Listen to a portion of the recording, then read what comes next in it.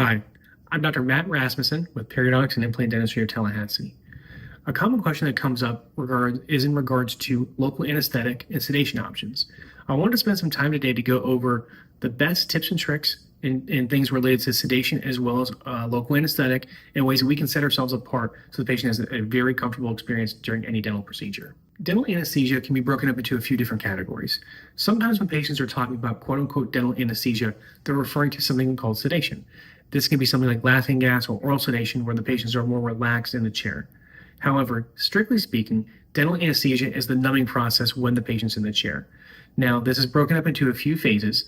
The first place is we'll actually use a gel that will go on the gum to start that numbing process. And then we use a series of different numbing medicines, starting with the ones that are not as strong, but cause the least amount of pinching so the patient has a comfortable experience in the chair. Sedation dentistry works by administering some type of medication, either inhaled through the nose or orally in the mouth, that makes the patient feel less conscious of what's going on around them. Many times the patient is still awake, but they'll feel more relaxed in the chair.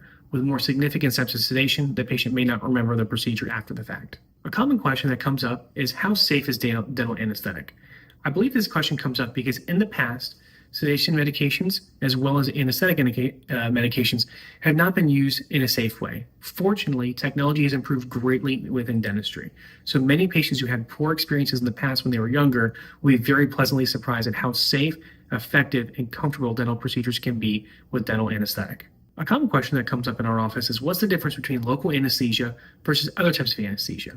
This common question comes up oftentimes because during medical procedures, when they refer to being anesthetized, they're really referring to the sedation effect after the fact, or sedation during procedures.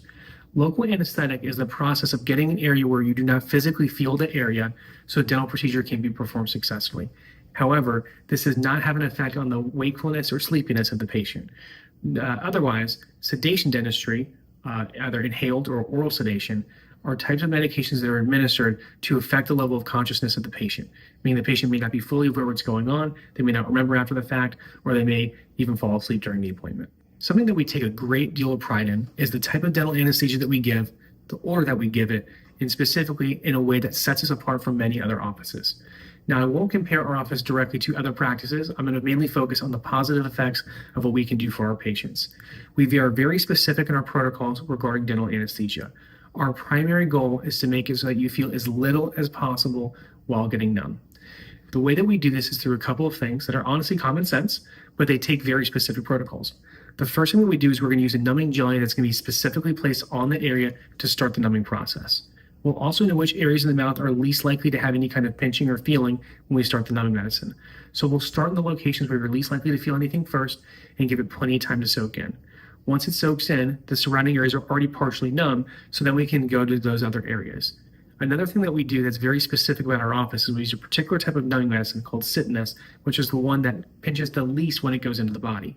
The reason for this is, although it's not that strong of a numbing medicine, it's a really good starting numbing medication. So when we go with any additional stronger medications, the area is already numb and you're not going to feel anything.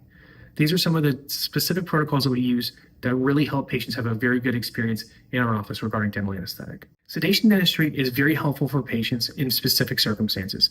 Make sure to talk with your doctor at the time of the exam to see if sedation dentistry is specific for your situation.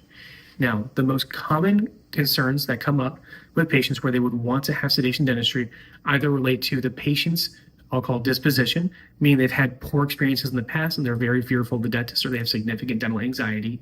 The other thing that's a very common reason for sedation dentistry is that the appointment's going to be a very long one or there's a lot of work involved. Just because of the length of the procedure and everything that's involved with it, some patients may prefer to not remember the procedure after the fact. Many patients in our office do go forward with dental surgery while they're still perfectly awake. Sedation is not needed for any procedures that we provide in the office. It is there as an adjunctive aid for patients that have concerns regarding the length of the procedure, anxiety or fear, or just concern that they would not have a comfortable experience in the chair and therefore would rather be sedated. But to reiterate, there are no procedures that we provide in this office that would need sedation. All procedures can be performed with local anesthetic only, and you can be fully awake for those procedures.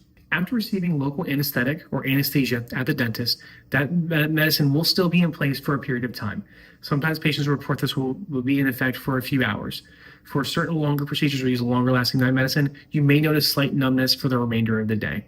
It's critical when you go home afterwards to remember that although you can't feel anything, it's still possible to inflict injury, meaning you may bite your tongue or your cheek afterwards.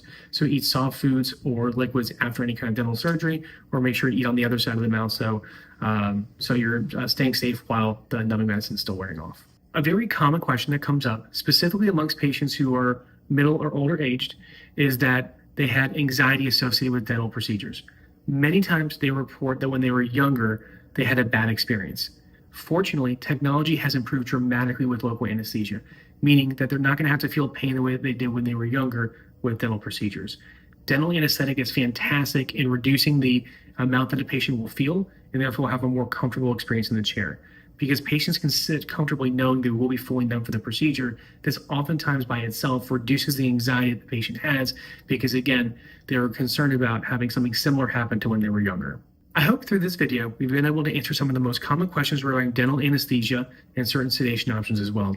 As you can tell, we take great pride in the quality of care that we provide to our patients and are very specific about our protocols regarding dental anesthesia. Please give us a call, area code 650-692-9200. We look forward to helping you with your oral health.